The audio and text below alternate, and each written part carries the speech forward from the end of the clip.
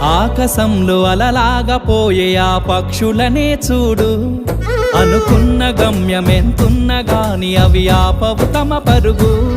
నీ చుట్టూ ఉన్న ప్రతి ఒక్కటి లక్ష్యంతో బతుకుతుంది, అది పట్టే వరకు గురి పెట్టునురా తమ శక్తి పెట్టుబడిని.